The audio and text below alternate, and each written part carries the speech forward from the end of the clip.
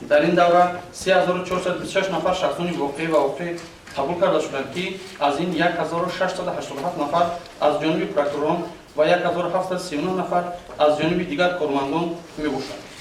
дар бинои прокуратураи вилояти суғд ҷаласаи васеъи ҳайати мушовирии прокуратураи вилоят баргузор гардида, дар он натиҷаи ҷанбаҳси фаъолияти мақомоти прокуратураи вилояти суғд дар 9 моҳи соли 2021 мавриди баррасӣ қарор дода шуд. дар ҷаласа аз ҷониби прокурори вилояти суғд, мушовири адлии дараҷаи 1 хоҷазода Фурқат Файзалӣ ва муовини прокурори генералии ҷумҳурии Тоҷикистон, сарпрокурори ҳарбӣ полковники адлия Зоирзода Икром Оймаҳмад дар хусуси корҳои анҷомдодашуда камбудиҳои ҷойдошта маълумоти мукаммал манзур гардонида, ҳамзамон баҳри рафъи камбудиҳо ва ҷонок намудани фаъолияти корӣ дар самтҳои алоҳида дастуру супоришҳои дахлдор дода шуданд. аз ҷумла қайд гардид, ки дар давраи таҳлилӣ дар маҷмӯъ 1344 санҷишҳои прокурорӣ гузаронида, аз натиҷаи онҳо 23711 адад қонунвайронкуниҳои мухталиф ошкор карда, баҳри бартараф сохтани онҳо ва барқарор намудани ҳуқуқу манфиатҳои давлат, ҷамъият, шахсони ҳуқуқӣ ва шаҳрвандон 4227 амр дода, 2785 эътирозҳои назоратӣ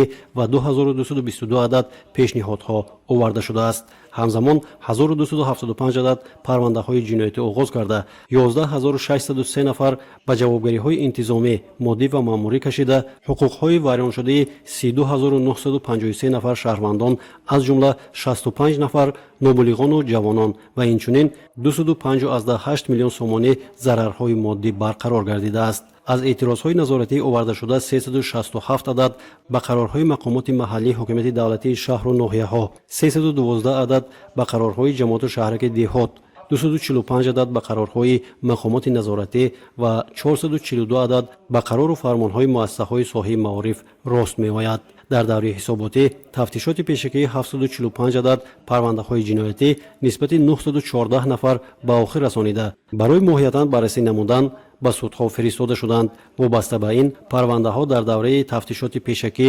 зарарҳои моддӣ ба миқдори 8 миллион 243541 сомонӣ барқарор карда шудааст. дар мурофиаи судии марҳилаи аввал ҳангоми баррасии 529 адад парвандаҳои гражданӣ, аз ҷумла 15 парвандаҳо оиди барқарор намудан ба ҷойҳои корӣ, 45 адад оиди кӯчонидан аз манзили истиқоматӣ ва ҳамзамон дар суди марҳилаи кассатсионӣ ҳангоми баррасии 38 адад парвандаҳои гражданӣ иштироки прокурор таъмин карда шудааст. дар судҳои шаҳру ноҳияҳо ва суди вилояти суғд ҳангоми аз тарафи онҳо баррасӣ шудани 2038 адад парвандаҳои ҷиноятӣ нисбати 2354 нафар ба сифати суди марҳилаи якум иштироки айбдоркунандагони давлатӣ таъмин карда шудааст. вобаста ба парвандаҳои ҷиноятӣ ҳамагӣ 47 эътирози кассатсионӣ ва 46 эътирози назоратӣ оварда шуда, аз онҳо мутобиқан 44 ва 45 ададӣ баррасӣ гардида, 41 ва 42 ададӣ қонеъ гардонида шудааст. дар давраи ҳисоботӣ 2569 адад муроҷиатҳои шаҳрвандон